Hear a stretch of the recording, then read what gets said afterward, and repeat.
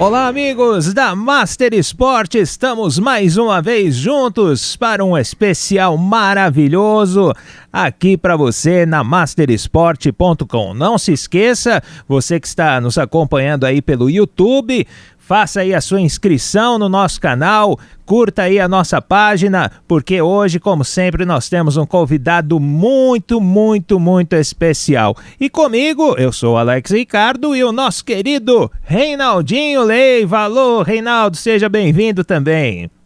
Muito boa noite, Alex Ricardo e amigos que acompanham o Master Show. Hoje, sem dúvida, é um momento muito especial pra gente, né? Temos um personagem fantástico, não só dentro, mas como fora de campo, uma figura humana incrível, o capitão da conquista, Dedimar, o homem que levantou a taça no Maracanã, Alex Ricardo, está aqui com a gente para contar histórias e mais histórias da sua carreira e, claro, daquela grande conquista que completou 17 anos, hein? Quem diria? Pois é, Dedimar, seja bem-vindo. E pesava muito aquela taça lá, Dedimar? Boa noite aí, a Alex, a Reinaldo, né, mais uma vez, e a todas as pessoas que estão nos acompanhando. Rapaz, pouco tempo depois, os caras trocaram aquela taça por uma, mas muito leve, né? Eu sofri para carregar aquela taça, meu amigo, pesadíssima. Mas eu tive privilégio, né? Na época o peso era de ouro. E hoje não, hoje colocaram uma taça bem menor e tal, mas com o mesmo significado, propósito, né? Mas aquela taça da conquista da Copa do Brasil era muito pesada, era difícil carregar, sustentar há muito tempo, porque ela tinha um peso aí que até a gente duvidava. É verdade, Dedimar, poxa, um prazer enorme estar com você aqui no nosso programa, você que, posso dizer que é um amigo que a bola me deu, um cara que sempre é solícito com a gente, depois de tanto tempo, para a gente falar dessa grande conquista. Ô, Dedimar, aquele campeonato teve um enredo meio cinematográfico, né? Voltas, reviravoltas, o Ferreira, que recebeu uma proposta, saiu no meio da competição. Daquela estreia do 5-0 lá em Novo Horizonte, no Ceará, até o Maracanã, passava na cabeça de vocês a remota possibilidade de chegar aonde vocês chegaram? Bom, de maneira nenhuma. Isso aí, logo no início, nós éramos simples sonhadores, né? Até porque também foi a minha primeira experiência como zagueiro, meu primeiro momento, né, uma estreia na Copa do Brasil, onde não tínhamos zagueiro. E Ferreirão, daquele jeito, né, ele bolou uma situação lá, um esquema para jogar com 3 zagueiros e me colocou como o terceiro. Na época, estava se utilizando muito, né, o formato de 3 zagueiros, né, em todos os clubes do Brasil. Então ele aderiu e eu encaixei como uma luva. Eu tinha resistência porque eu estava jogando na lateral e aquela coisa, vou voltar para a lateral, né, mas a coisa andou tão bem que eu permaneci e a partir daquele ano, Reinaldo, eu tive uma sobrevida no futebol jogando numa nova posição. Esse é um fato curioso, né? Além dos outros inúmeros, né, de debandada de jogadores, eu falo que é evasão porque houveram propostas do próprio Ferreira, reformulação, realinhamento, perda de pontos na Série B. Cara, muita coisa acontecendo no Furacão e a gente conseguiu sustentar. E, enfim, deu no que deu, né? Algo inesperado, mas assim que teve um significado muito grande para o clube e para os torcedores da época, né? Que acompanharam e, na verdade, foi uma grande façanha a conquista da Copa do Brasil. Ô Dedimar, lá no jogo da final, você como zagueiro ali, qual jogador que te deu mais trabalho naquela partida? Você lembra, cara? Não tem nem o que falar, cara. Eu sonho com ele até hoje. Felipe. Sério, cara? É Meu assim, Deus. né? Vamos lá das devidas proporções, Alex. É, Felipe estava no auge naquela época, né? Então, você sabia o que ele iria fazer, mas você não conseguia acompanhar. Isso era a forma lógica de você pensar. Você tentava, de repente, anular, postergar, atrasar ele o máximo, até para que para que houvesse uma recomposição de posicionamento e zaga, né? Mas ele, como diz aí o ditado, né? Era imparável na época.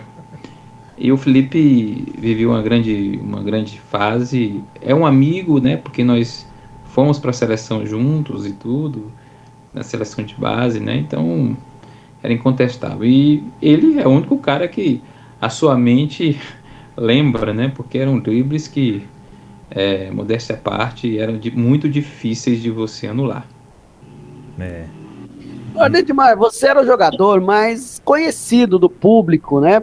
Fora aqui do ABC, da gente que acompanha mais, naquela época, porque você surgiu no Vitória, estava na seleção sub-20, passou em grandes clubes do futebol do Brasil, como o Palmeiras, né? E era o capitão do time. Qual o tamanho dessa responsabilidade e o tanto que a tua experiência ajudou a orientar jovens que não eram fáceis, né? Como o Macaná, o Tássio, chamado carinhosamente de Gordinho, que aquele dava nó até em pingo d'água, né? Jogadores que tinham potencial, mas tinham toda aquela efervescência da juventude, né? Qual o teu papel, especificamente como capitão daquela equipe? Então, vamos falar assim, do primeiro momento com relação ao histórico. Além da minha pessoa, você iria buscar pessoas com mais históricos ali, né, em clubes grandes.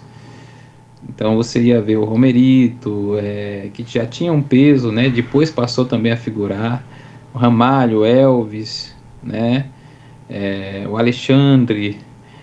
Foram jogadores, na época o Fumagalli, foram jogadores que foram experimentados e de uma certa forma experimentaram o ostracismo, assim como eu, tá? E isso tudo nos gerou assim um grande peso de experiência para controlar o ambiente, para controlar os garotos em aconselhamento. Nem todos tinham esse perfil. Eu sempre tive esse perfil, né, desde meu início de carreira, um perfil mais acolhedor, um perfil mais uma liderança exercida de forma diferente, de forma acolhedora, conscientizadora, né? E isso foi se desenvolvendo, Alex e Reinaldo, aos poucos. A descoberta da liderança, ela foi sendo notada de uma forma muito natural, sem forçação. Então você não precisava dar grito com ninguém, você não precisava expor ninguém, você trabalhava muito em bastidores, né? E lógico que isso foi percebido pela liderança, pela diretoria e pelos treinadores. E eu acho assim que foi um momento onde eu fui muito experimentado e eu passei a ter maturidade, né, a mais no futebol, certo? Achava que estava experimentando mais uma vez um ostracismo, jogando no Santo André, um clube emergente na época, né, com pouco calendário e tudo mais, mas a coisa tomou uma proporção gigantesca e, ao mesmo tempo, expôs também a gente, né, nós que participamos e da conquista e tudo mais. Então, para mim foi um peso de experiência, onde eu tinha um único propósito, ser um colaborador, um servo. Eu estava para servir. Todas as vezes que você tem esse tipo de propósito em servir, em ajudar, em colaborar, pode ter certeza que o seu momento sempre vai chegar. Ainda que ninguém te veja no tempo que você queira, mas o tempo determinado acontece. Aconteceu comigo, até porque um fato muito curioso nessa situação, eu não sei se vocês me permitem contar, Claro. mas é algo que eu vou trazer a primeira vez, eu creio. Não, a primeira ou a segunda vez. Há 2 anos atrás, antes da conquista do título, eu jogava pelo Paulista de Jundiaí, ET Jundiaí. ET Jundiaí participava do torneio Rio-São Paulo. E eu estava participando. Nunca tinha jogado no Maracanã. Mesmo passando em grandes clubes, eu não tinha tido a oportunidade. E era um desejo jogar no Maracanã. E nós fomos jogar contra o Flamengo no Maracanã. ET Jundiaí, Flamengo. E o jogo estava 1-0 para o ET. O treinador era o finado Giba. E, cara, era a minha estreia, então eu tava feliz ali, né? Estreando no Maracanã e ganhando, né? Mas aos 46 do segundo tempo, lançaram uma bola. E eu fui fazer a cobertura. Né? Fechando. Só que eu usei a perna contrária, a esquerda. Eu espirrei o taco. Fui fazer a cobertura, tentei tirar. A bola espirrou no meu pé. O goleiro vinha saindo, eu fiz gol contra. 47, 1-1. Ali foi uma decepção, uma frustração. E a gente estava com 3 pontos e todo mundo em cima de mim. Eu saí com um sentimento, Alex e Leiva, assim, muito forte, né? Chorei bastante. Poxa, como é que pode, rapaz? Estreia no Maracanã, eu faço gol contra. Esse tipo, né? O jogador carrega, né? Assim, caramba. Chorei bastante. Tomei um esporro do Giba e fiquei bem mal, bem triste. Eu não sabia que 2 anos depois, o destino, né, o Deus, mais precisamente sendo mais direto, né, Deus estava preparando uma nova história no mesmo palco, de uma forma diferente. E aí eu me lembrei disso. Isso serviu de lição para mim e para todos, né? Que Deus, aquele ditado eu não acredito muito que ele escreve certo por linhas tortas. Existe sempre a sua história a ser contada, mas você precisa ser perseverante, persistente. E se teve uma coisa que eu fui, meu amigo, foi perseverante, persistente, é tanto que 2 anos depois, o peso disso foi de uma enormidade mundial. No mesmo palco onde eu tive um revés, o próprio Deus me colocou para eu ter uma grande vitória. Então fica esse tipo de lição, né? É um assunto muito pessoal meu, mas eu estou abrindo com todos vocês porque o Maracanã fez parte desta minha história, né? Onde eu me frustrei, mas teve o meu tempo, o meu momento, e eu pude ser o privilegiado de levantar uma taça tão cobiçada por todos os clubes, que foi na Copa do Brasil, né? Então, é um fato que eu queria relatar e compartilhar com vocês. E Dedimar, realmente você citou bem essa questão do mundialmente reconhecido, porque até então, naquele momento, né, a TV tinha uma influência muito maior do que nós temos hoje, digamos, em termos de audiência, e aquilo foi passado para o mundo todo, né? Então realmente foi um título que teve sua importância muito grande e talvez não teria mais nesse momento que nós estamos vivendo em termos de audiência, né? Então realmente foi um fato muito importante. Agora, esse último jogo foi parte da coroação de uma história muito grande do Santo André que englobou uma campanha também.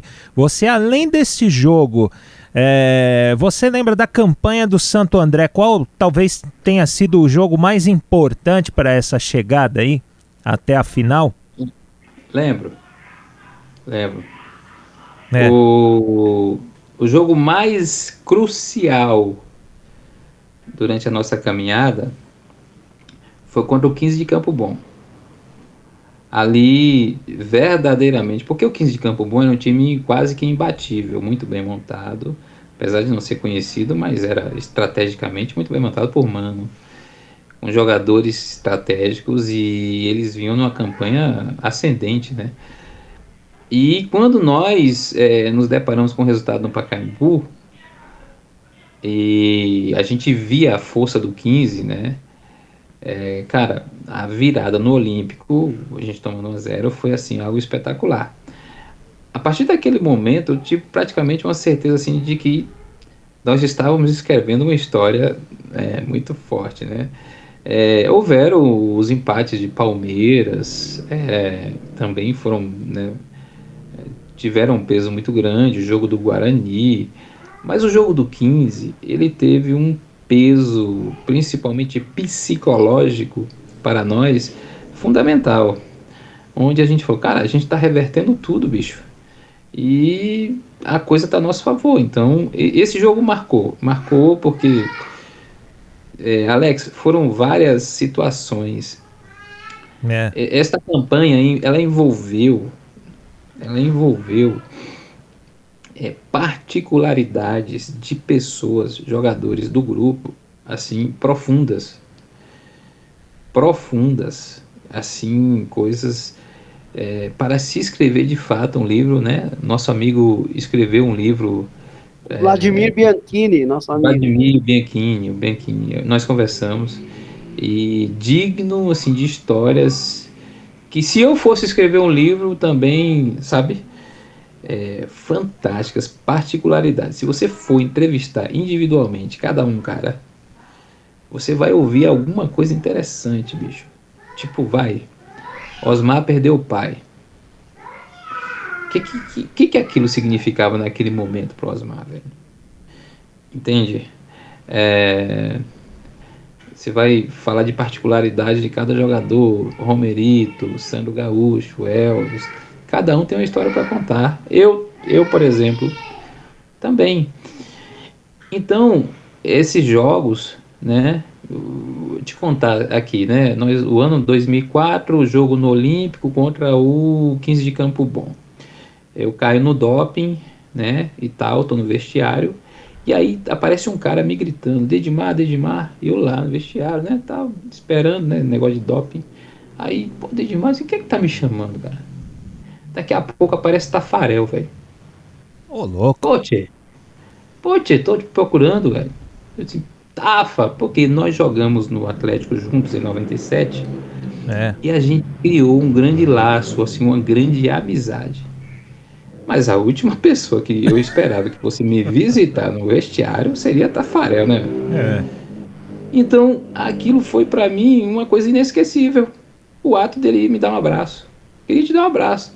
O cara sai de lá da cabine, tava assistindo o jogo, roda o estádio olímpico e para me dar um abraço. Particularidades que ficaram marcadas na campanha e que cada jogo trazia algo mais motivante. Então, se eu for ficar contando aqui para vocês, velho, tem coisas, e é complicado, mas são particularidades que eu estou revelando que fizeram parte desse gás que a gente tinha e que nos conduziram para essa grande conquista. Agora, é interessante, né? Um aspecto que é comum, aquele elenco campeão. E assim, eram formados por pessoas de muito caráter. Porque não adianta você ter o talento, você ter a oportunidade, você pode até ter conquistas, se você não tiver ainda aqui uma conduta correta, mas isso não perdura por muito tempo, né? E aquele elenco, caras como o Dedimar, o Sandro Gaúcho, o Barbieri, que a gente entrevistou, o Alex Bruno, ou seja, o Ramalho, que grande figura que é o Ramalho, esses são, né, os mais próximos ali, o Alexandre, o Daguia, que figura maravilhosa que é o Daguia. Ou seja, não tinha nenhum bad boy, a não ser a garotada nova, mas era fruto da garotada, mas bad boy mesmo, aquele cara que é o malandro do futebol, não tinha. Era um elenco de caras bons dentro e fora de campo. Dedimar, você acha que esse aspecto, se você concorda com isso, e se esse aspecto também foi um fator que fez com que o Santo André chegasse a essa conquista? Foi. Nem sempre isso vai prevalecer, mas foi. Por que nem sempre vai prevalecer? Porque esses caras que você citou, mais alguns, foram caras experimentados e de alguma forma foram frustrados, como eu. Em algum lugar, algum momento, experimentaram o ostracismo e enxergaram esta oportunidade como uma grande porta em mostrar verdadeiramente o seu valor, certo? E a gente diz assim, deu liga, porque os caras, eles começaram, eles não, nós, começamos a sonhar e a experimentar aquele momento. Você sabe quando o ambiente do seu trabalho te favorece, onde todo mundo se está falando assim, todo mundo está falando a mesma língua? Os meninos começaram a mijar fora do pinico lá, tá? Mas a gente já sabia. Cara, às vezes era até diversão. Era até diversão, assim. Isso. Mas a gente fala assim, cara, os meninos mais novos estão dando mais trabalho que os mais velhos, porque a história era inversa, né? Só que os mais velhos, eles estavam tão compenetrados, assim, que isso foi algo contagiante. E algumas referências, Reinaldo e Alex, começaram a tomar um posicionamento de liderança e de referências também para todos os outros, os que estavam enfraquecidos, aqueles que estavam em cima do muro. Cara, e quando você tem um ambiente que te contagia, você mergulha, tanto para o negativo como para o positivo. Você entendeu? Quando há influência negativa, uma laranja podre pode contaminar todo o saco, né? Mas nós não, nós tivemos assim uma grande alegria e felicidade neste ano a gente experimentar tantas coisas que envolviam essa conquista, principalmente a questão da Série B, a perda dos 12 pontos. Isso ali nos deu uma motivação a mais de responsabilidade de recuperar. É uma coisa assim, como se fosse irrecuperável, inexistente, mas tudo isso aconteceu conosco no ano de 2004, né? Ficou para a história e pode ter certeza, Reinaldo, o ambiente, esses caras foram fundamentais para que a gente tivesse assim uma coesão e tivesse assim algo fortalecido de forma unânime, preponderante para a conquista. Agora, Alex, só complementando rapidinho. Tem muita gente que diz, né? Eu fiz essa pergunta, Alex, Edmar, porque tem muita gente que alega, mas time que só tem bom moço, só cara bonzinho, não ganha nada. Tem que ter ali um Durão, um cara bad boy lá. E esse time provou o contrário, né, Edmar? Que você pode ter um time de pessoas boas e ser campeões, né? Cara, assim, é uma coisa muito relativa. A gente sabe, assim, a gente tinha pessoas responsáveis. Mas a gente não ia dizer que todo mundo era santo, né? Então cada um tinha seus, tipo assim, sua vida extra. Às vezes deveria fazer coisas piores que os meninos. É que o problema dos meninos é que eles não conseguiam se esconder, eles tinham que se expor, entendeu? E às vezes você faz a coisa assim mais amaciota, né? O jogador de futebol tem muito disso, certo? É que hoje está muito complicado porque todo mundo tem uma câmera no bolso. Mas antes não. E só que os meninos eram expostos porque a cidade conhecia.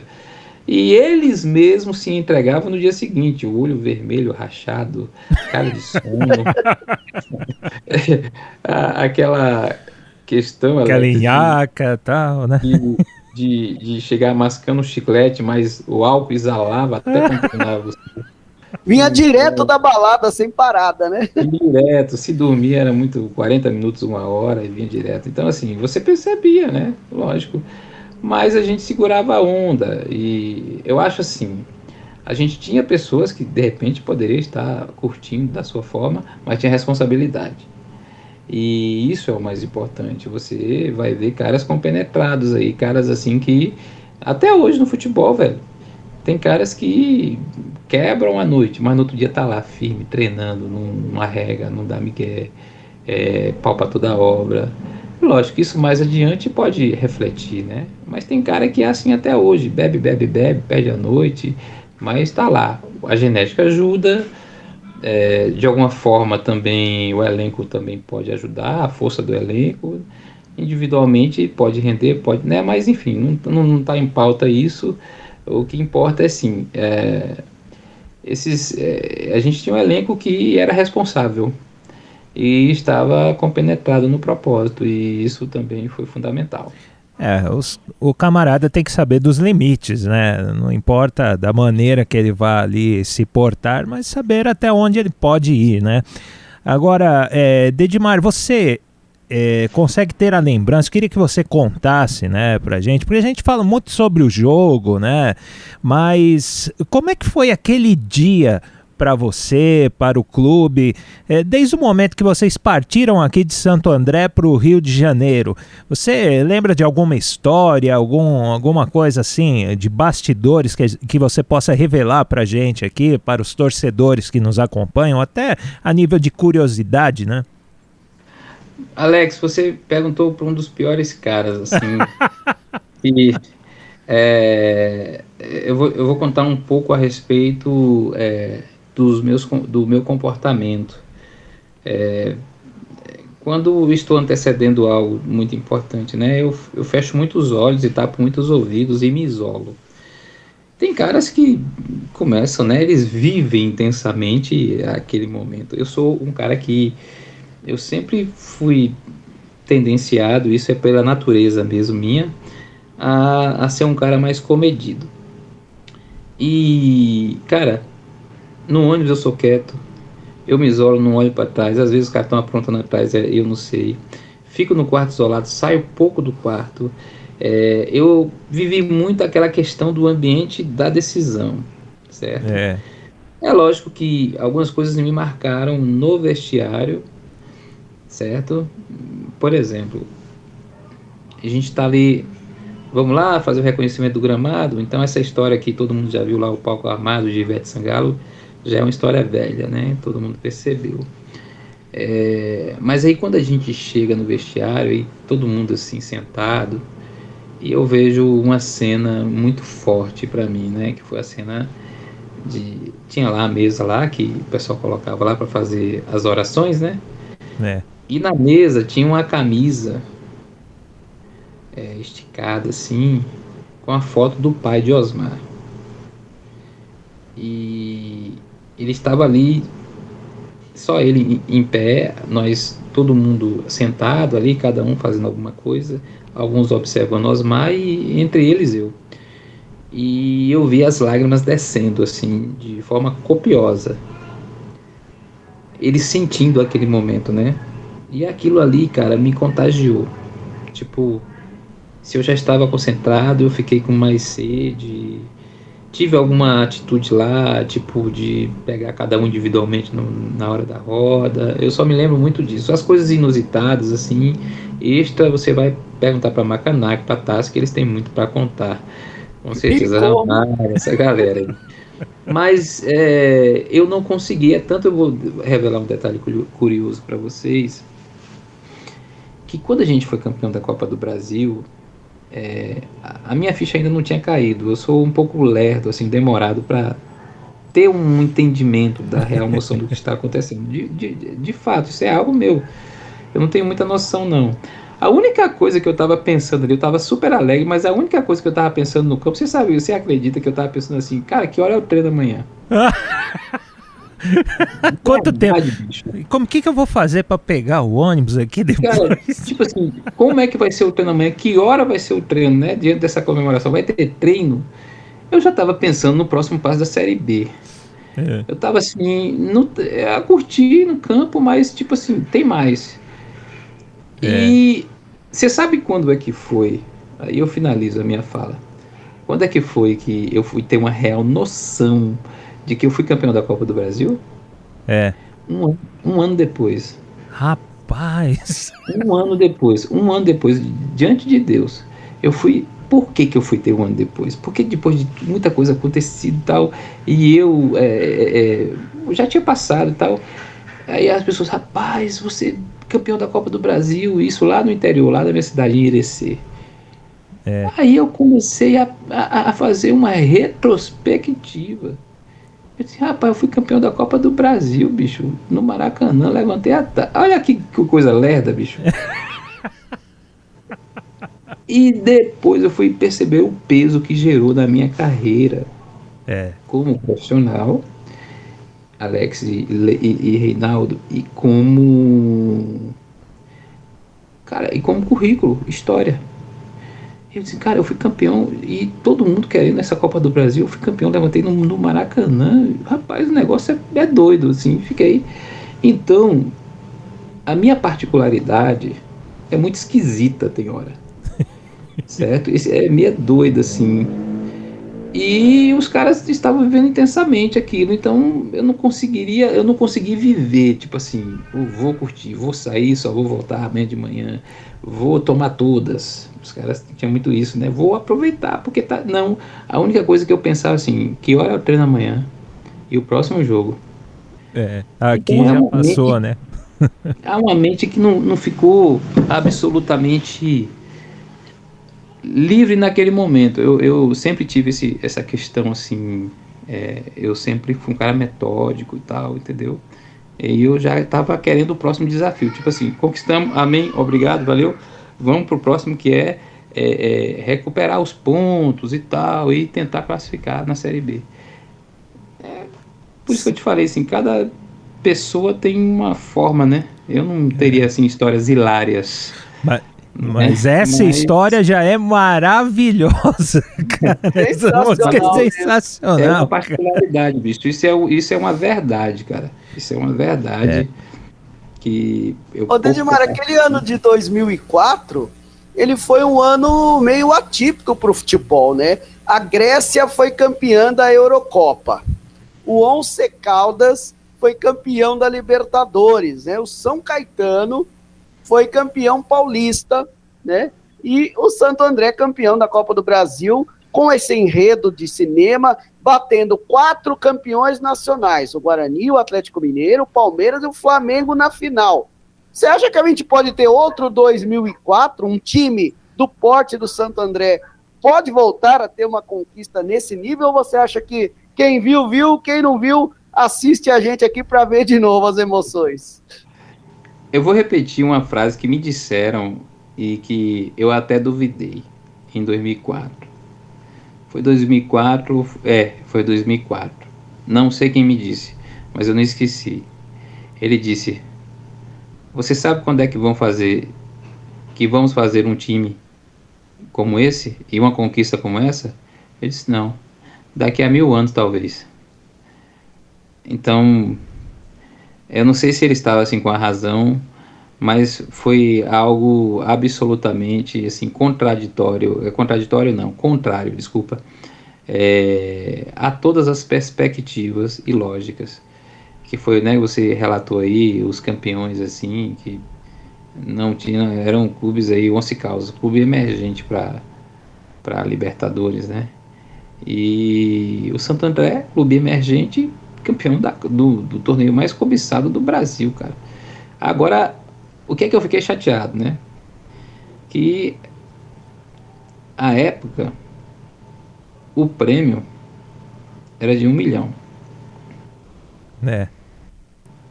Aí, bicho, o negócio assim valorizou tanto que hoje é 64 milhões. Não podia voltar para 2004? Não dá para acontecer de novo, né? Fazer um revival. Mas, assim, de qualquer forma está escrito e eu acho fundamental. Achei fundamental. Inclusive, Reinaldo e Alex, vocês podem ficar à vontade na questão do tempo, porque eu estou disponível, né? Eu teria um compromisso, mas não vai acontecer mais. Então, vocês sintam-se à vontade aí, tá? Maravilha. Agora eu te pergunto, Dedimar, você gosta de Ivete Sangalo? Seja sincero, hein? Ele é da Bahia, hein? Olha... Ou depois daquela final deixou de gostar? Eu não curtia tanto, apesar de ser baiano, né? Eu sempre tive outras preferências assim e tal. Depois do palco montado, aí naquele dia eu não gostei. Mas ela não tem culpa nenhuma. Até porque tem culpa que convidou, né? Quem preparou. Mas já foi a época, né, de curtir muito aquelas questões baianas, né? Hoje eu sou um cara mais eclético. Mas Edmar, vamos conhecer. Oh, desculpa, Alex, pode não, falar. eu só confessando que eu já não era fã dela e depois daquela noite fiquei menos fã ainda, mas até que foi legal, né? Porque e vai rolar a festa e rolou o chopp na festa da galera. Olha que beleza, hein? É um chopp cheio de água, né? Ô, Edmar, vamos conhecer mais o capitão agora da Copa do Brasil. Você nasceu em Irecê, na Bahia. Conta um pouco a tua infância, como é que foi, como é que você começou no futebol, tua família. Fala um pouquinho de você, por favor. Vamos lá, eu nasci na roça, num povoado chamado Pitial, distrito de São Gabriel. Então, com 1 ano de idade, eu fui registrado com 1 ano de idade, eu fui para Irecê. Então, eu me criei em Irecê, então sou conhecido porque cheguei lá com 1 ano de idade. Mas a minha origem veio da roça, né? Com 13 anos, eu fui fazer um teste no Bahia, passei, fiquei 2 anos e me transferi para o Vitória. Numa debandada de alguns jogadores que tiveram nas transferências de Bahia para Vitória, onde eu fiz parte. Dentre muitos, assim, muitos jogadores importantíssimos que vingaram, né? Dida, outros, né? Porque Alex Alves e Vampeta já estavam no Vitória na época, né? Bebeto Campos, uma série de nomes que foram negociados mais adiante. Eu tive uma projeção de base no Vitória, onde eu fui convocado para a seleção brasileira, então eu tive 14 convocações, né, das seleções de base, desde juvenil até sub-23, tá? Tive algumas conquistas, né, como campeão sul-americano, vice-mundial, campeão em Toulon. Depois eu fui vendido para o Atlético, para o Palmeiras, Parmalat. Joguei no Palmeiras, me transferi para o Atlético, enfim. Eu tive uma carreira,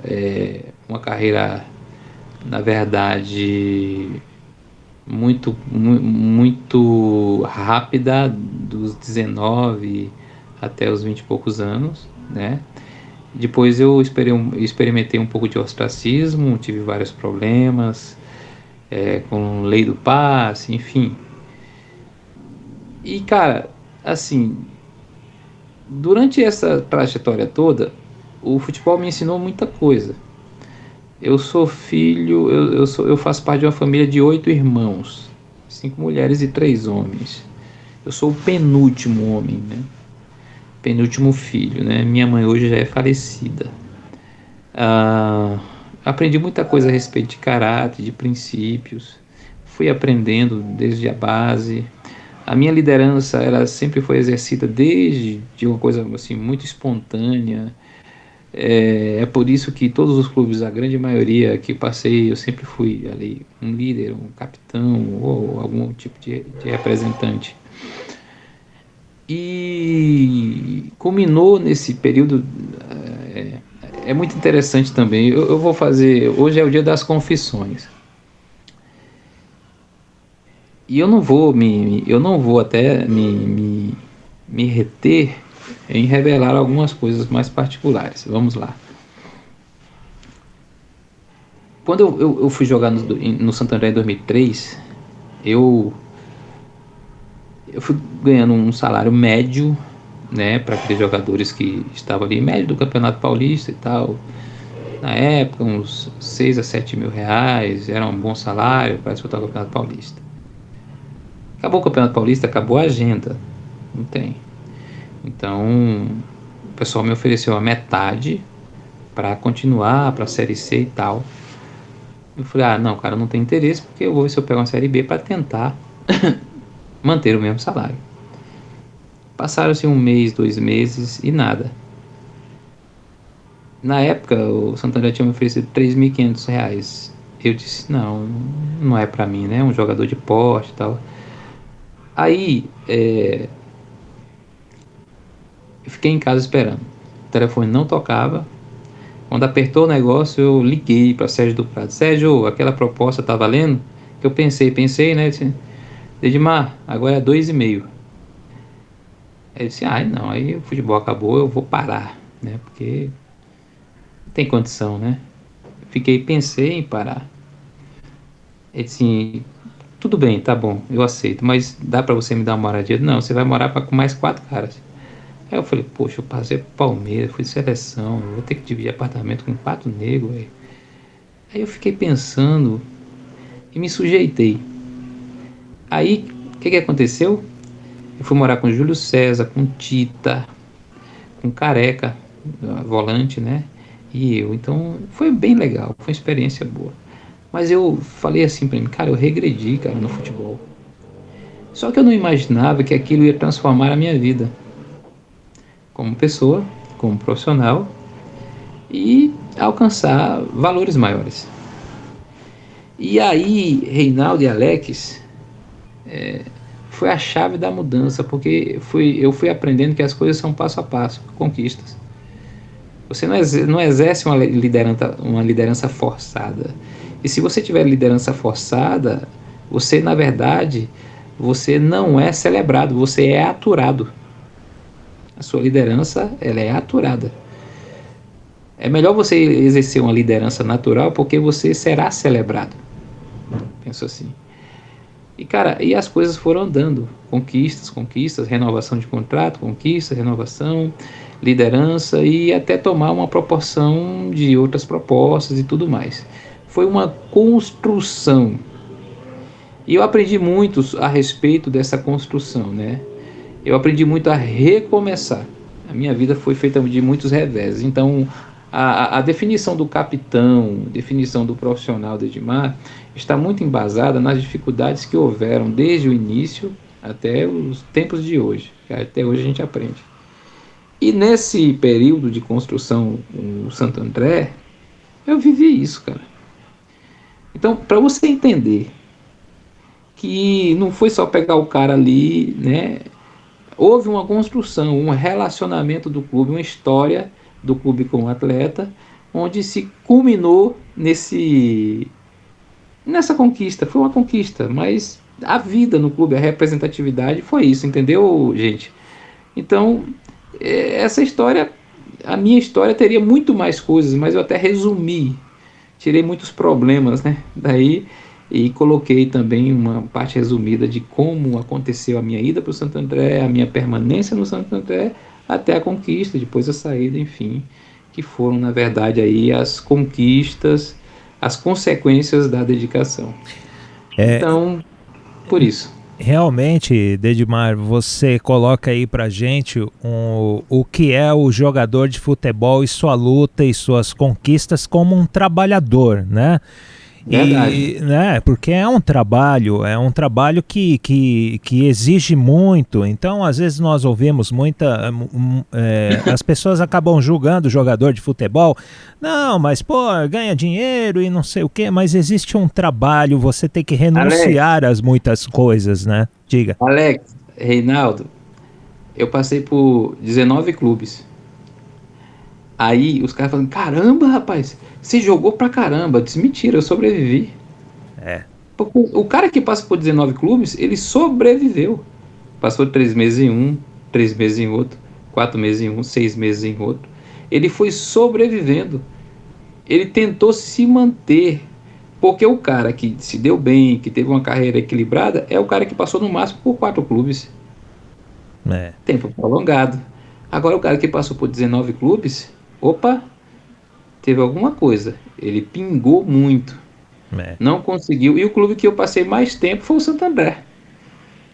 Pois é. Você entendeu como é que é? Essas diferenças de julgamento, quando o cara, poxa, vai olhar meu currículo. Assim, pô, o cara ganhou dinheiro pra caramba. Mentira. Teve clube que eu nem recebi. Teve clube que eu joguei 5 meses e recebi 1 mês. Então, a história é essa, cara. A realidade é totalmente diferente. Jogador de futebol toma tanto bolo também, né? De promessas e decepções, como você tá bem abrindo o jogo aí pra gente, né? Perdas e é uma história complicada, é difícil, né? E realmente eu enxergo hoje no futebol, você viveu uma parte uns anos do futebol onde ainda nós tínhamos jogadores de talento, tinha essa questão da busca, né, da valorização ali no correr do dia a dia, e hoje eu vejo que os jogadores têm tudo, tem toda a estrutura. É claro que eu estou falando desse nível de Série A, dos principais clubes, porque na verdade nós aqui, né, Reinaldinho, a gente sempre cobrimos o Santo André, os clubes do ABC, que realmente às vezes a gente tem até pena das pessoas que trabalham ali, porque não tem dinheiro nem para pôr placa de publicidade no campo, né? Então, são realidades totalmente diferentes, né? Uma outra coisa importante, até concluindo assim essa linha de comentário e raciocínio,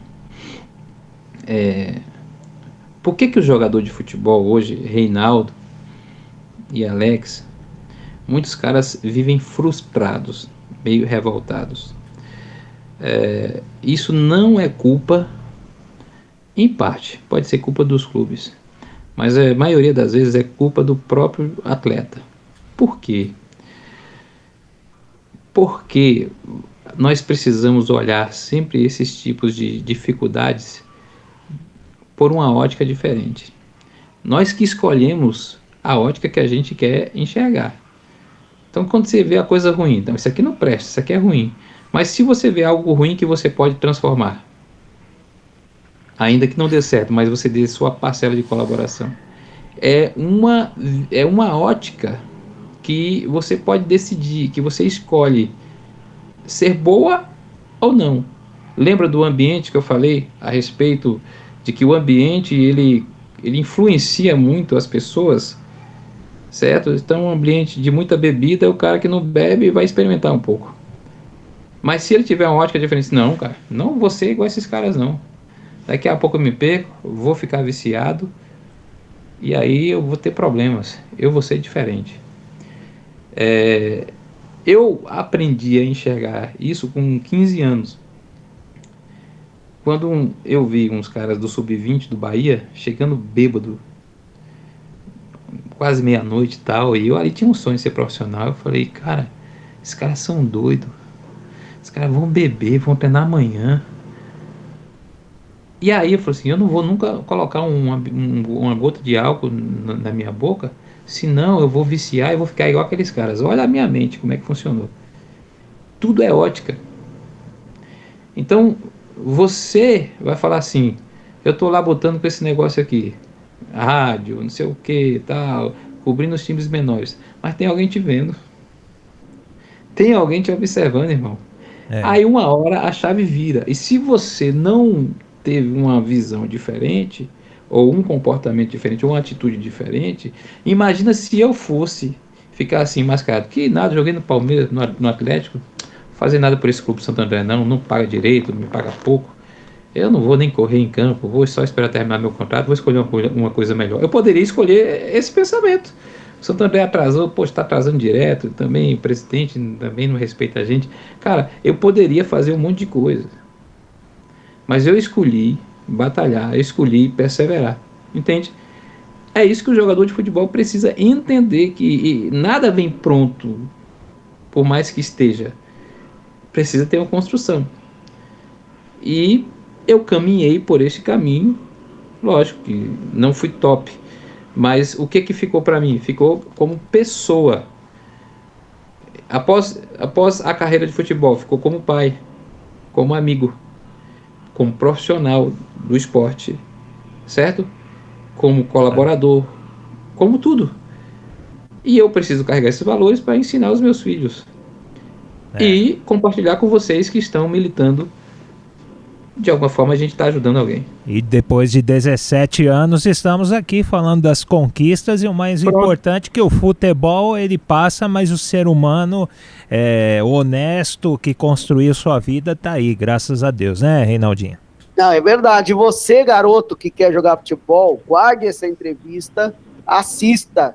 Cada dia que você for treinar, assista isso novamente que o Dedimar está falando, que você com certeza estará pelo menos num bom caminho. O Dedimar, antes da gente saber mais de você, que o torcedor de Santo André quer saber como é que está o Dedimar, o que ele está fazendo, ele tá morando lá na Bahia, ou tá aqui em São Paulo, só a negócios, depois volta para lá. Antes da gente entrar nessa parte, até pegando, né, o rasteiro desse assunto que a gente estava falando, se você pudesse deixar aqui uma mensagem, uma coisa, uma só vale uma, um legado, uma coisa boa que o futebol te deu e uma frustração, a maior frustração, por exemplo, que seria? Você me pegou, né? Vamos lá. O legado. Um legado que eu possa ter deixado, né? Eu acho que o caráter conservador. O que é o caráter conservador? É o caráter que não pode ser, na verdade, deformado, não pode ser negociado ou vendido. É você acreditar que aquilo vai caminhar com você, independente do tempo, bom ou ruim.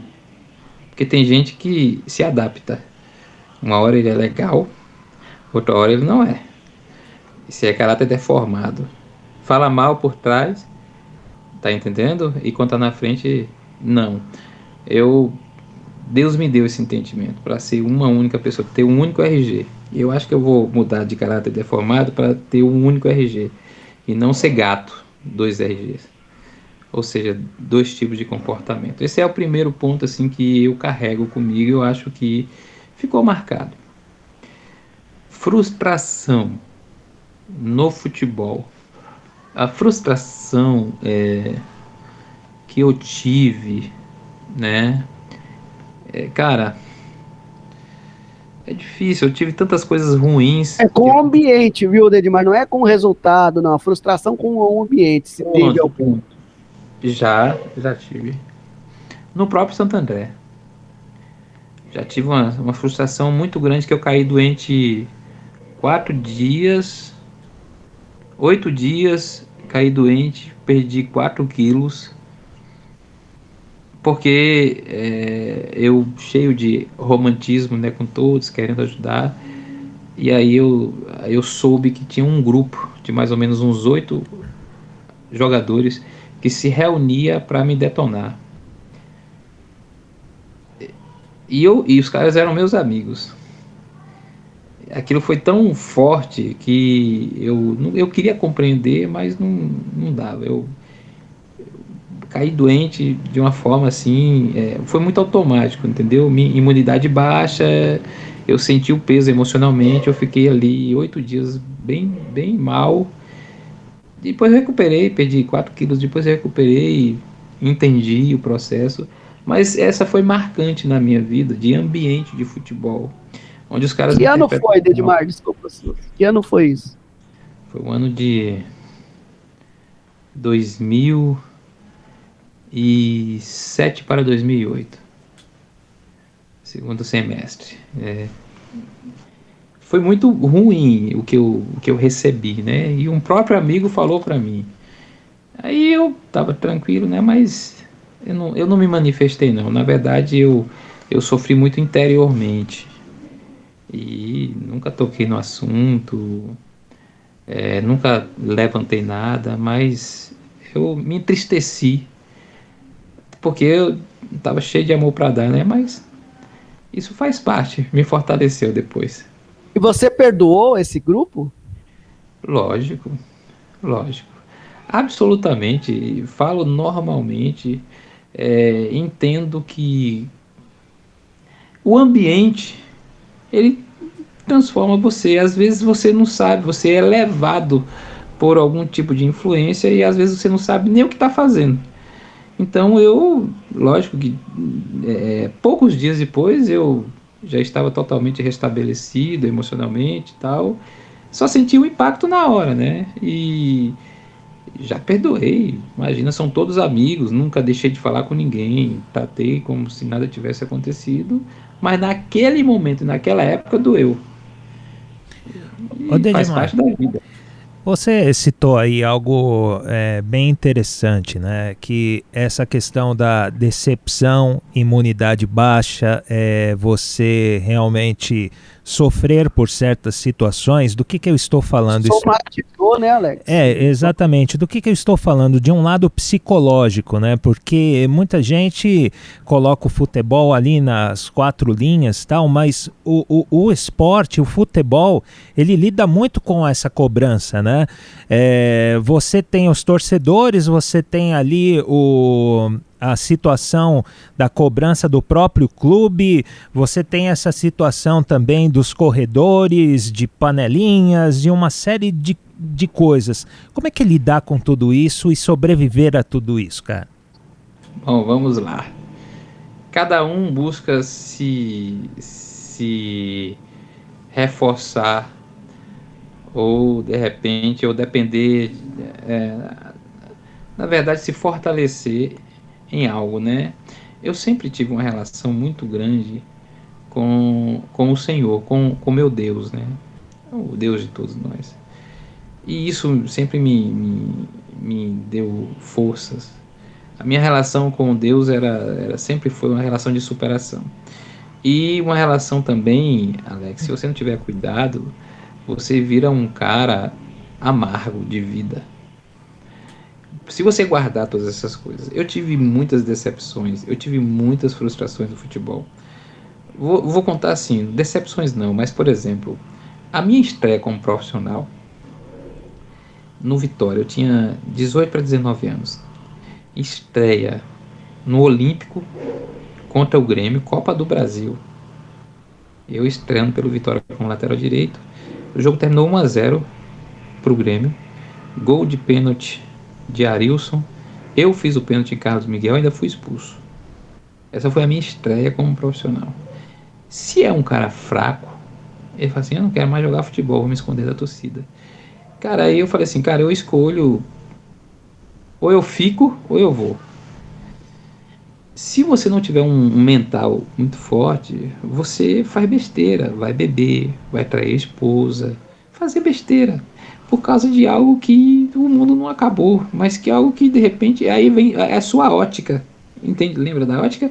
Ou você encara isso como algo para te fortalecer, lhe transformar, lhe tornar mais forte, ou você encara isso como a pior das coisas, o mundo acabou, você entra em depressão, nananana. E isto, o jogador de futebol precisa saber assimilar os reveses. Hoje nós estamos vivendo um problema muito grande que está gerando uma pandemia psicológica, que é a dependência das aprovações dos seguidores. Você já... Sim, sim. Entendeu, cara? Tipo assim, se você é criticado, você vai brigar com o seguidor. O cara não sabe nem quem é você, bicho. O cara tá ali escondido atrás de uma tela, expondo a opinião até mesmo para te desestruturar. E o jogador, ele fica tão ligado nessa questão da validação, né? Da validação. Será que estão falando bem? Será que estão falando bem? Será se os meus seguidores estão me aprovando? Cara, seguidor de quem? Desculpa. Eles não têm compromisso, cara. Tá entendendo? A cada dia você fica... Eles estão exigindo algo pior de você, alguma postura que sai da sensatez. E eu não estou fazendo apologia não à internet ou a quem tem seguidores, não. Só estou tentando trazer um equilíbrio para que o jogador de futebol possa entender que a família dele é o mais importante. São os verdadeiros amigos. E as pessoas que estão admirando são meros torcedores que não estão nem aí. Às vezes perdeu, xinga, mas no outro dia a atenção já está em outra coisa. Então o jogador de hoje é diferente do de antes por causa da geração. Nós estamos com uma geração mais sensível. A geração antes, ou da minha época, vamos lá, era uma geração mais forte, mais experimentada em reveses. É por isso que hoje você está formando cada vez menos jogadores que suportem. Vou dar um exemplo de Neymar, que é uma referência para a seleção brasileira, mas é um cara midiático. E se tornou um dependente de aprovação. Não pode, cara, entendeu? Não pode. Precisa entender quem é ele, o significado dele para a família, para o país. E tem muitos jogadores que estão copiando esse modelo. Então, não sou a favor, sou contra.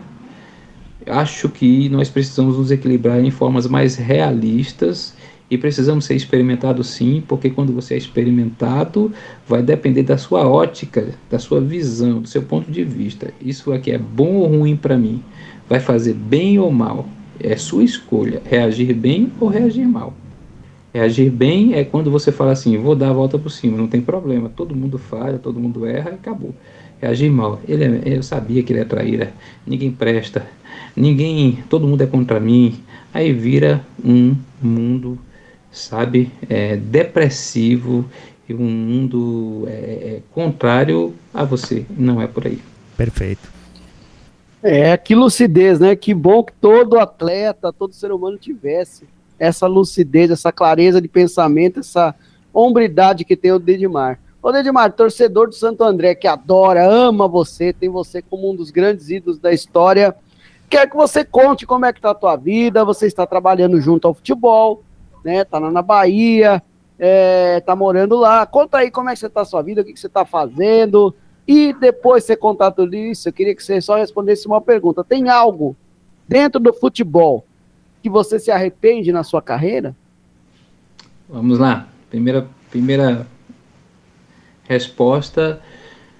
Eu estou trabalhando na divisão de base do Esporte Clube Bahia atualmente, né? Já tem aí, vamos lá, 1 mês e pouquinho. Eu antes estava trabalhando na divisão de base do Palmeiras, como coordenador técnico das categorias menores, e durou aí quase que 3 anos, né? Veio a questão de pandemia. Antes do Palmeiras, eu trabalhei no Bahia, também como observador, captador, sempre na base.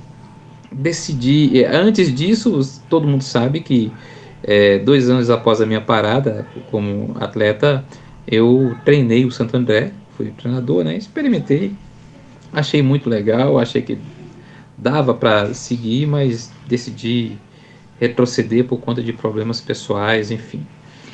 E hoje eu estou aprendendo na base, aprendendo como lidar, como é a formação, porque antes eu passei pela base. Hoje eu estou aprendendo como se forma o atleta, né? Então hoje eu estou como observador técnico do Bahia, né? Olheiro, vamos lá. Mas a gente aprende muita coisa, né? Então tenho caminhado por esse caminho. Não digo que é um caminho definitivo, porque o futebol ele tem várias vertentes onde você pode caminhar, como gestão, como próprio também treinamento de campo, e eu gosto disso. Esse é o primeiro ponto. O segundo ponto, eu sou um cristão protestante, né? Eu sempre professei a minha fé. Hoje estou muito mais firmado e sou pastor. Fui levantado a pastor lá na Bahia, então sou pastor auxiliar da Igreja Batista Tanque de Betesda. Então isso sempre caminhou comigo e hoje fala muito mais forte do que todas as coisas, certo? As direções de Deus me ensinaram a vencer muitas frustrações ou muitos acontecimentos que eu poderia estar reagindo de forma diferente. As direções de Deus, o conhecimento da palavra, os direcionamentos. É por isso que não sou eu, Dedimar, o ser humano, né, o ex-jogador, mas é a pessoa do próprio Deus me trazendo equilíbrio para encarar as coisas da forma mais sensata e correta. Primeiro ponto. Frustração, segunda resposta. Cara, não tenho alguma coisa que eu deixei de fazer, algo, não. Eu acho que tudo colaborou para esse caminho, essa caminhada e para a construção da pessoa que eu sou hoje.